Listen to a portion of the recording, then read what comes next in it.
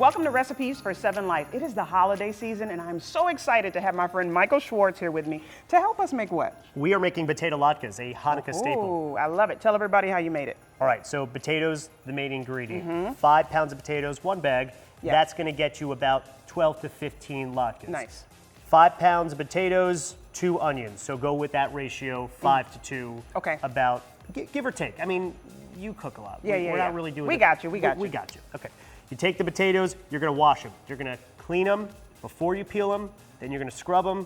Then you're going to peel them. Yep. I like rinsing them off even when they're peeled just to make sure we're good of any residue or dirt. Shred the potatoes. Then we're going to shred the onions. You want them to have that hash brown consistency. So use the thicker shredder. Once you have that, you're going to put it in a bowl. You're going to notice all that juice, all that water from the potatoes and the onions.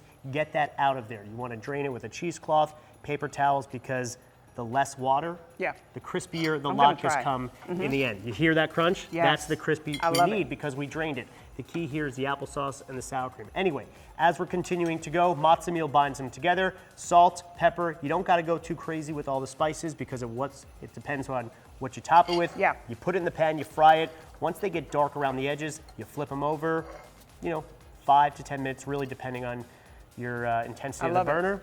Why'd you pick this meal, real quick? It's my, it's the background of being Jewish and Hanukkah, and this is what it's all about. This is the ancient story of the oil lasting for 8 days, the miracle, the light, the celebration of Hanukkah, and oil is a staple reminder that that's what created the light and the light of the holiday and our tradition. I absolutely love it. You have to try this. Head over to wkbw.com/7life to get this recipe.